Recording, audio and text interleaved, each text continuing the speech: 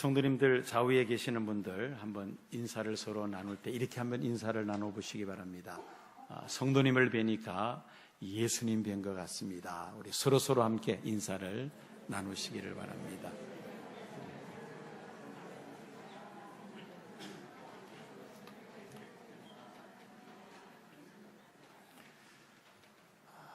우리 성도님들 기도와 또 후원으로 인도네시아 선교 사역을 잘 마치고 돌아왔습니다.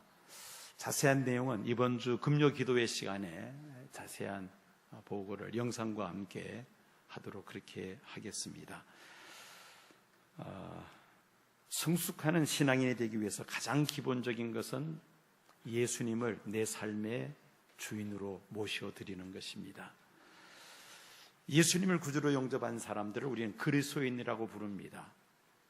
그런데 예수님을 구주로 영접했다 해서 완전한 신앙인이 되는 것은 아니죠. 사실은 그때부터 이제 신앙생활이 시작이 되는 것입니다. 우리 신앙의 성숙의 목표가 예수 그리스도를 닮아가는 것인데, 예수 그리스도를 닮아가기 위해서는 우리가 매일 오늘 말씀과 같이 힘써 여호와를 아는, 즉 하나님을 경험하는 삶이 있어야 합니다. 오늘 본문의 역사적 배경을 보면은 북이스라엘이 경제적으로는 융성해졌습니다마는, 그러나 영적으로는 타락하여 하나님 말씀에 불순종하고 이방신들을 섬기게 됩니다. 또 이 빈부의 차이가 벌어지면서 사회 여러 가지 악행이, 비리들이 점점 흥왕하게 됩니다. 그러면서 북이스라엘이 하나님을 멀리하게 됩니다. 이때 하나님은 호세아 선지자를 통해서 음란한 여인인 고멜과 결혼을 하게 하고, 결혼한 후에도 이 고멜은 또 가출해서 바람을 피우죠. 그런 고멜을 다시 설득해서 집으로 데려오게 하게 하는 그 호세아서에 기록된 그런 호세아의 행동을 통해서 하나님이 이스라엘 백성들에게 무엇을 말씀하려고 했느냐면은, 비록 북이스라엘이 고멜과 같이 타락하고 음란하지만은 하나님 앞에 회개하고 돌아서면은 하나님께서 다시 그들을 품으실 것이라는 것을 그 호세아 선지자를 통해서 말씀을 하신 것입니다.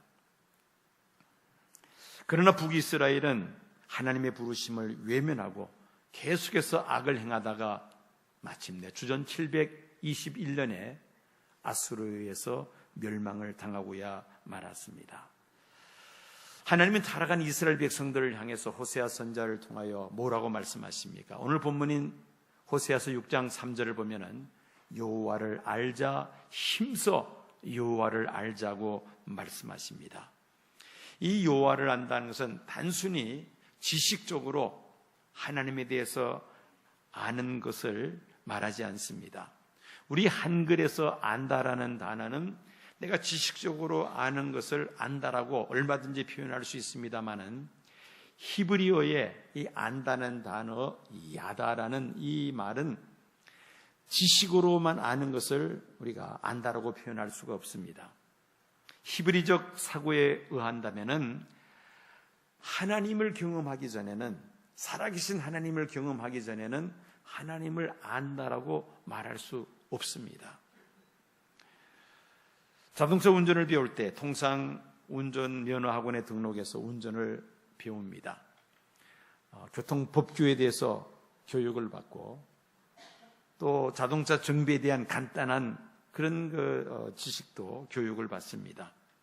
그리고는 이제 실습을 통해서 자동차를 운전하는 법을 배우죠.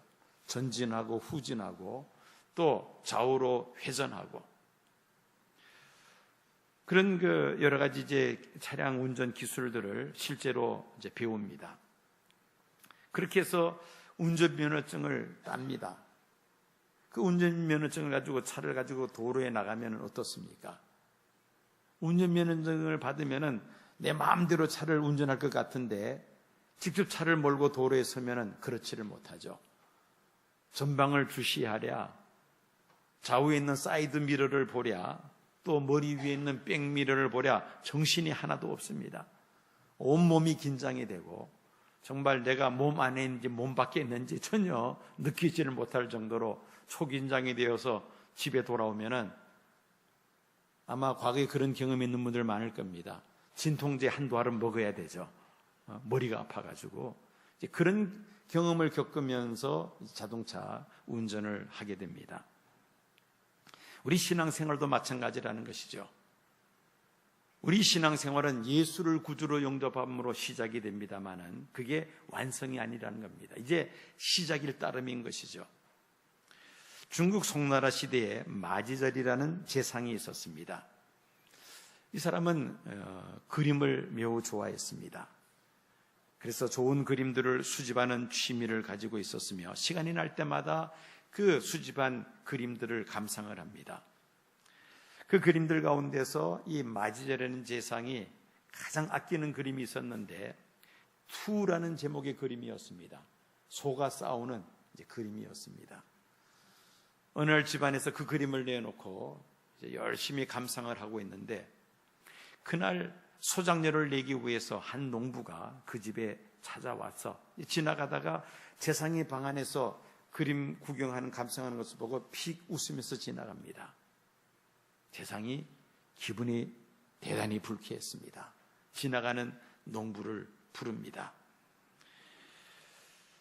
도대체 자네는 무엇 때문에 지나가면서 저 그림을 보고 비웃으면서 지나갔나 했더니 이 농부가 벌벌 떨면서 그림 때문에 제가 웃었습니다. 그렇게 대답을 합니다. 제상이 호통을 칩니다. 이 그림이 어떤 그림인 줄 아느냐?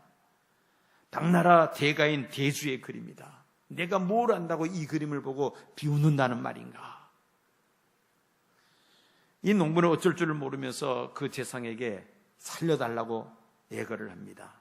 하면서 말하기를 저 같은 무식한 농부가 뭘 알겠습니까마는 저는 지금까지 농사를 지으면서 소를 기르면서 살아왔는데 소가 싸울 때 보면은 뿔로 상대방을 받으면서 꼬리는 두 다리 사이로 완전히 말아넣습니다. 힘센 장수가 그 꼬리를 끄집어내려고 해도 소가 싸울 때는 그 꼬리를 끄집어내지 못할 정도입니다.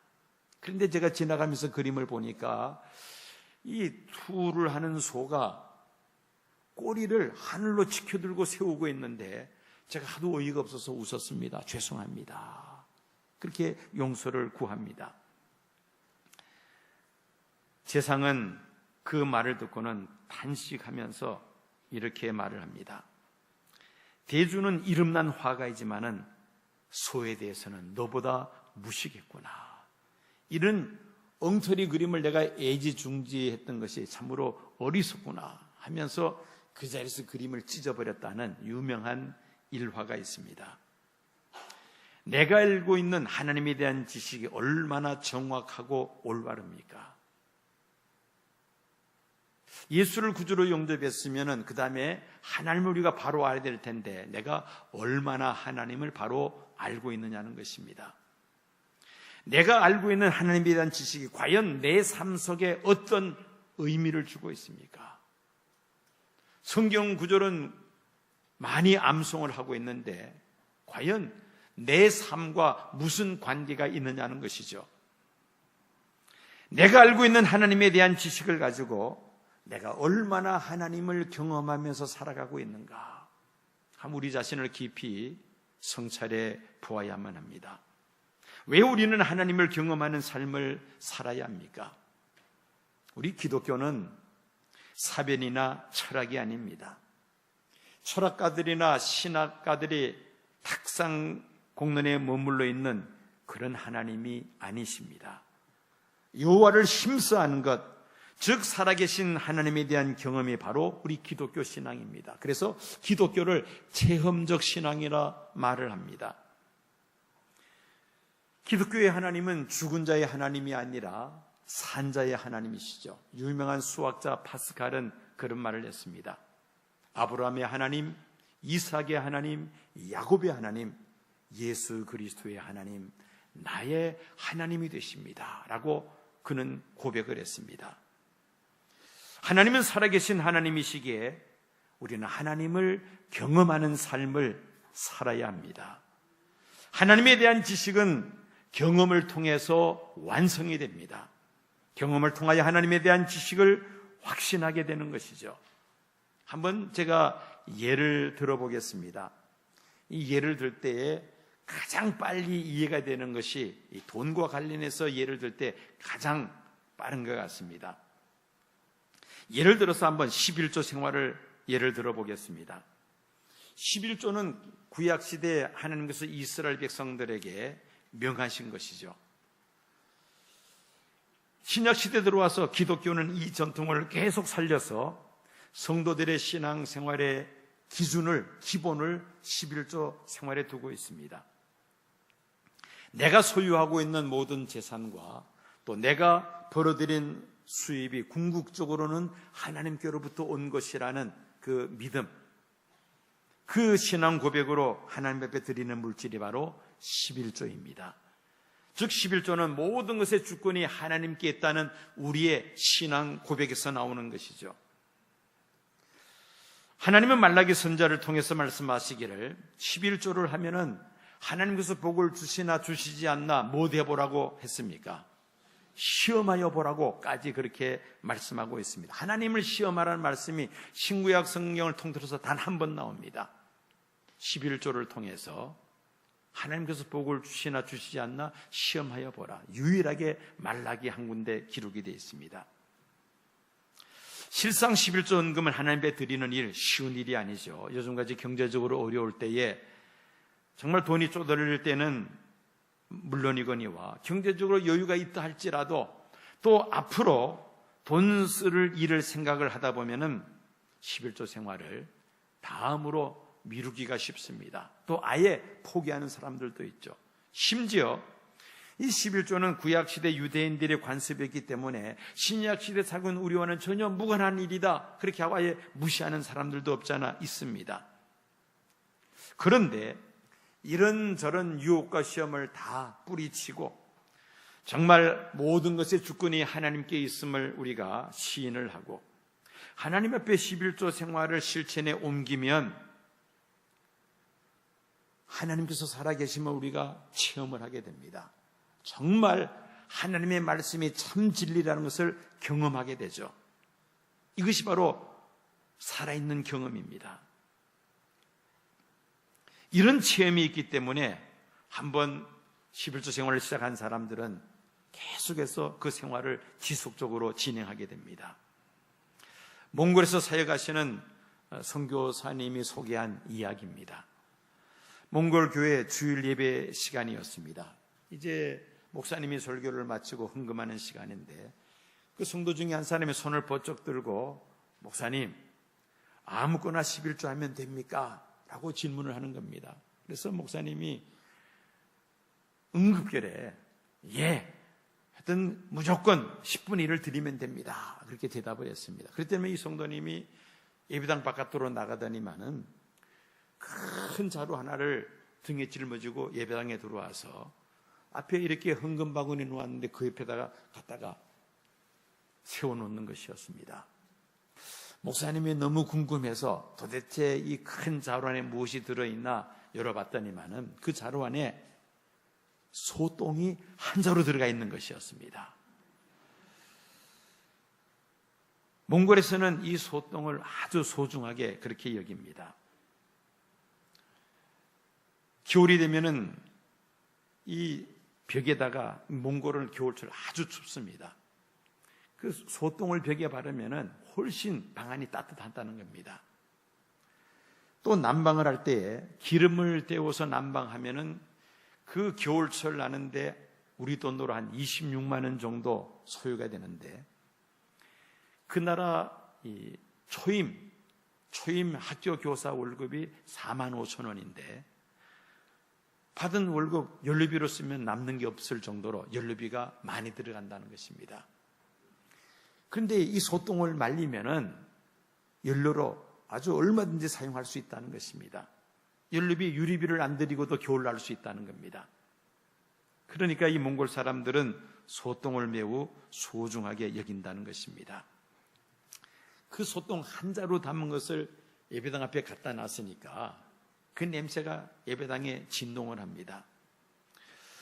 이 선교사님이 축복 기도를 합니다.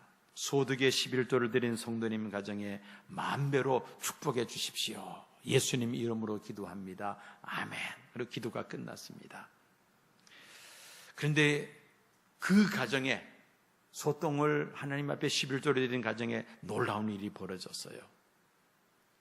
그 동네 소들이 그 집 옆을 지나가는데 그냥 지나가지 않더라는 겁니다. 꼭 그 집 옆을 지나갈 때에 큰 일을 보고 지나간다는 겁니다. 뭐 다른 데 가서 자기 볼 일 볼 수도 있을 텐데, 우리 같으면 냄새 난다고 더럽다고 쫓아낼 텐데, 그 몽골에서는 그렇게 귀한 연료가 되니까 하여튼 그렇게 하고 난 다음부터 동네 소들이 지나갈 때마다 꼭 그 집 옆에다가 한 무더기 쌓아놓고 가더라는 겁니다. 그래서 그걸 말려다가 겨울 내내 연료로 쓰고도 남아가지고 그거를 이웃에 팔았다는 겁니다. 몽골 선교사님의 이야기입니다. 그 나라에서는 가능한 이야기죠. 하나님 앞에 정말 정성을 다해서 그렇게 11조 예물을 드렸더니만 말라기에 있는 그 말씀대로 하나님께서 복을 주시더라는 그 선교사의 간증입니다. 성경 말씀에 이렇게 기록되어 있기 때문에 내가 그 말씀에 순종하겠습니다. 믿음으로 순종할 때에 하나님이 살아계심을 체험할 수 있습니다. 초대교회 예루살렘 지도자였던 야고보는 행함이 없는 믿음은 죽은 믿음이라고 그렇게 말하였습니다. 기독교는 살아계신 하나님을 섬기는 종교입니다. 살아계신 하나님을 경험함으로 우리는 확실한 믿음을 갖게 되며 하나님 앞에 영광을 돌리는 삶을 살게 될 줄로 믿습니다. 자, 그러면 어떻게 하면 우리가 하나님을 경험하는 삶을 살아갈 수가 있는지 좀 더 구체적으로 여러분들에게 말씀을 드리고자 합니다. 첫째는 하나님을 경험하는 삶을 살기 위해서 가장 기본적이고 가장 기초적인 것은 예수님을 내 삶의 주인으로 모셔드려야만 합니다. 하나님을 멀리하고 하나님 없이 내 욕심을 따라 살았던 우리의 죄를 하나님 앞에 회개하고 예수를 구주로 영접하면 하나님은 우리의 모든 죄를 용서하시고 우리를 하나님의 자녀로 삼아주시는 줄로 믿습니다. 예수를 구주로 영접하는 것이 하나님을 경험하는 삶의 첫 번째 발걸음입니다. 그 다음에 두 번째로는 하나님의 뜻을 우리가 알기를 힘써야만 합니다. 구원의 확신을 가진 것으로 우리는 다 된 것이 아니죠. 이제 성도로서 신앙생활을 시작한 것입니다. 신앙생활을 시작하면서 하나님의 뜻이 무엇인지를 우리가 알기를 힘써야 되지 않겠습니까? 그렇지 않으면 예수를 믿는다 하면서도 예수 믿기 이전에 다시 옛 사람으로 되돌아가서 자신의 생각대로 세상을 살아갈 수밖에 없습니다. 우리의 삶 속에서 살아계신 하나님을 경험하기 위해서는 예수님을 내 삶의 주인으로 모시며 이어서 하나님의 뜻이 무엇인지를 분별하기를 힘써야 할 줄로 믿습니다. 인류를 향하신 하나님의 뜻이 무엇입니까? 범죄함으로 타락하여 하나님을 떠난 인류를 향하신 하나님의 뜻은 저주나 멸망이 아닙니다. 구원과 영생이 하나님의 뜻이죠. 누구든지 회개하고 예수를 구주로 영접하면 죄 사함 받고 영생을 얻게 됨이 바로 하나님의 뜻입니다. 요한복음 6장 40절을 보면은 내 아버지의 뜻은 아들을 보고 믿는 자마다 영생을 얻는 이것이니 마지막 날에 내가 이를 다시 살리리라 하시니라.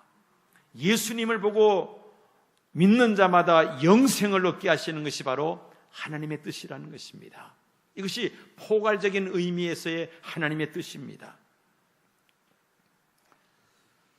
우리의 삶 속에서 구체적인 하나님의 뜻은 여러분들이 가지고 계시는 이 성경을 통해서 우리가 알 수가 있습니다.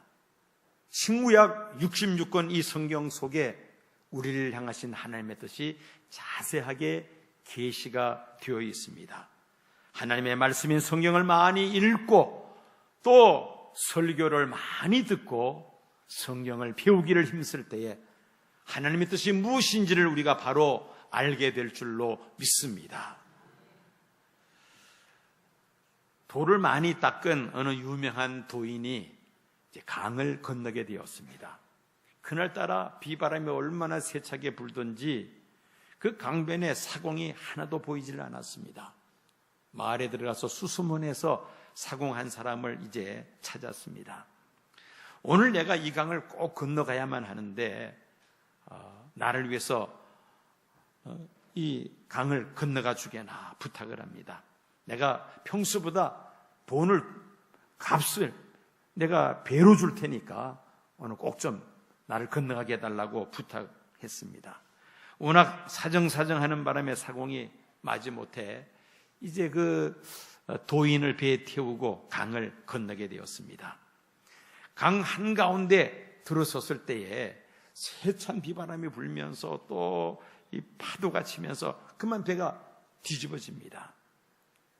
그 배가 뒤집어지기 전에 이 도인이 상호에게 이런 말을 합니다. 자네는 도를 아는가? 그럴 때면 이 상홍이 저는 도가 뭔지 모릅니다.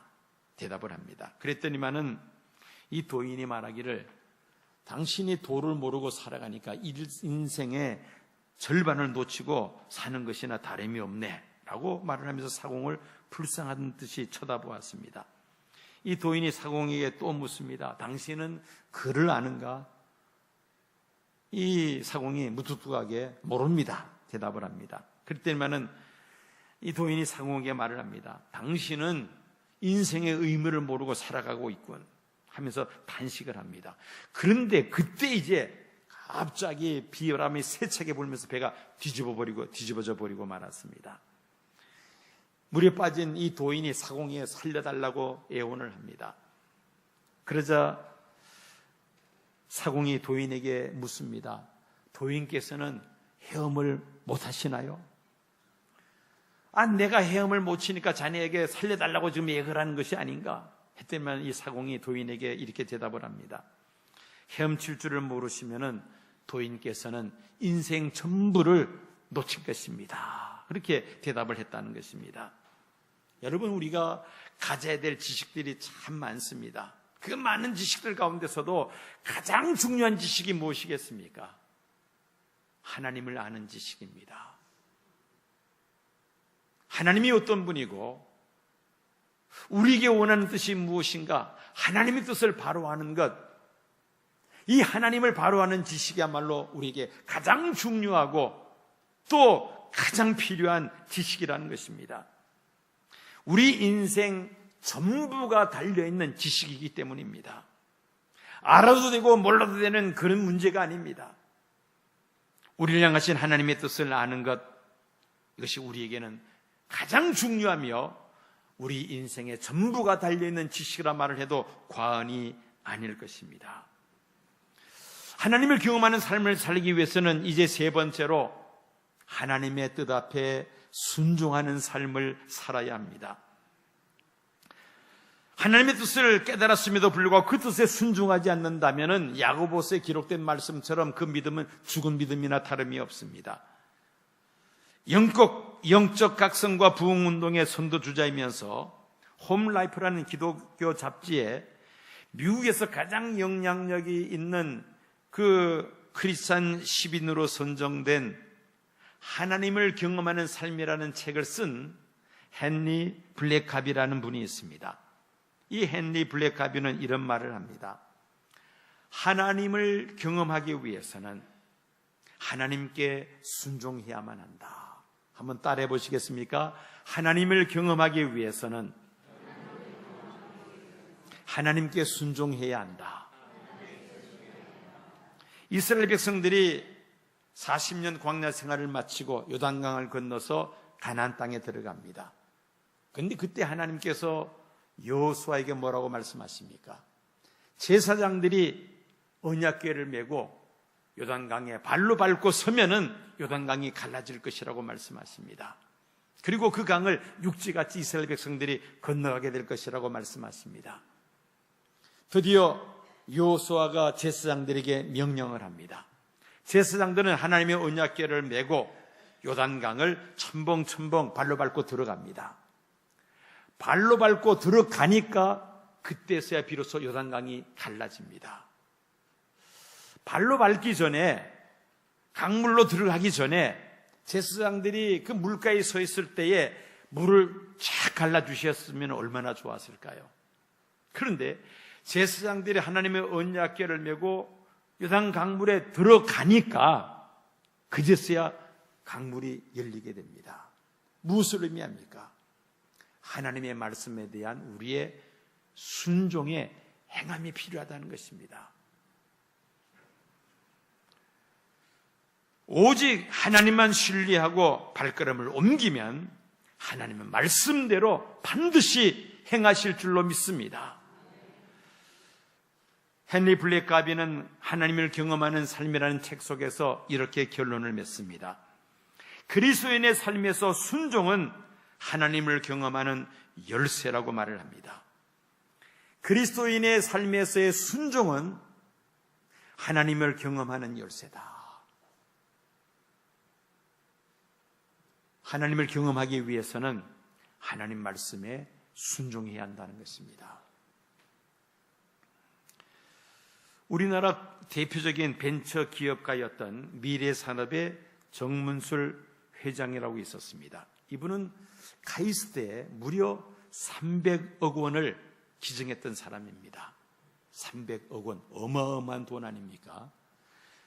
그런데 자서전을 보면은 1980년 5월 달에 직장에서 해고가 됩니다.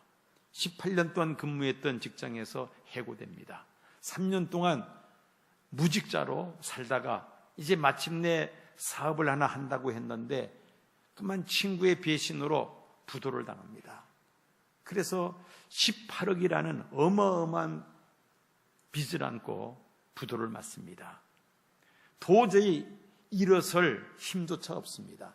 그 부채를 갚을 힘이 없다는 것이죠. 가족회의를 합니다. 이럴 바엔 우리 다 함께 죽자. 같이 자살하자는 것이죠. 그때 고등학교 2학년에 재학 중이던 딸이 아버지에게 이런 말을 합니다. 아버지, 어차피 우리가 이제 죽기로 그렇게 다들 결심을 했는데 자살하기 전에 한 번만 우리 교회 가면 어떨까요? 교회 가서 하나님 말씀을 한 번만 듣고 그리고 우리가 같이 자살을 해도 늦지 않으니까 한 번만 저와 같이 교회에 가세요. 그러면서 아버지를 설득해서 교회에 갔다는 것입니다. 그는 딸과 함께 교회 가서 예배를 드립니다. 예배를 드리면서 살아계신 하나님을 경험하게 됩니다. 하나님의 사랑을 깨닫게 되고 자신을 향하신 하나님의 뜻이 무엇인가를 깨닫게 됩니다. 철저하게 회개하고 하나님 앞에 돌아섭니다. 그리고는 신앙생활을 시작합니다. 그러면서 세운 회사가 바로 미래산업이라는 벤처 기업이었던 것입니다. 그는 훌륭하게 일군 미래산업의 회장직을 65세 은퇴하고 다른 사람에게 그 직을 물려줍니다. 비록 도저히 앞이 보이지 않는 절망적인 캄캄한 상황이었습니다마는 하나님 앞에 나아가 하나님의 살아계심을 그가 경험을 하고는 그의 인생이 완전히 바뀌어버리고 만 것입니다. 하나님의 뜻이 무엇인가를 깨닫고 하나님의 뜻 앞에 순종하며 살아갈 때에 그는 살아계신 하나님을 경험하면서 다시 일어설 수가 있었으며 많은 사람들에게 하나님이 살아계심을 증거할 수가 있었던 것입니다. 하나님은 오늘 우리들에게 말씀하십니다. 여호와를 알자, 힘써 여호와를 알자. 이 말씀은 하나님을 경험하는 삶을 살기를 힘쓰자는 것입니다. 하나님을 경험하는 삶은 입만으로 되지 않습니다. 머리만 가지고도 되지 않습니다. 우리의 머리와 함께 우리의 몸이 따라갈 때에 비로소 하나님이 살아계심을 경험하게 될 줄로 믿습니다. 이런 신앙을 체험적 신앙이라고 말을 합니다. 오늘 예배에 참석하신 성도님들, 정말 우리가 믿음으로 살기가 점점 어려워지는 이 세상 속에서 그럴수록 더욱더 예수님을 내 삶의 주인으로 모시고 하나님의 뜻이 무엇인가를 말씀을 통하여 밝히 붙잡고 그 말씀 앞에 전적으로 순종하는 삶을 살기를 힘쓰므로 인하여 하나님의 살아계심을 경험하며 많은 사람들에게 증거하는 삶을 살아가는 저와 여러 성도님들이 되어야 할 줄로 믿습니다. 지금은 우리 주 예수 그리스도의 은혜와 아버지 하나님의 극진하신 사랑과 성령님의 감동 감화 충만 역사하심이 예수님을 내 삶의 주인으로 모시며 하나님의 뜻을 알기를 힘쓰며 그 하나님 뜻 앞에 전적으로 순종하는 삶을 살기로 다시 한번 결심하는 이 자리에 머리 숙인 사랑하는 성도들과 시온교회에 속한 모든 믿음의 권속들과 이 땅에 거하는 하나님의 백성들 위에 지금부터 영원까지 함께 하옵시기를 간절히 축원하옵나이다. 아멘.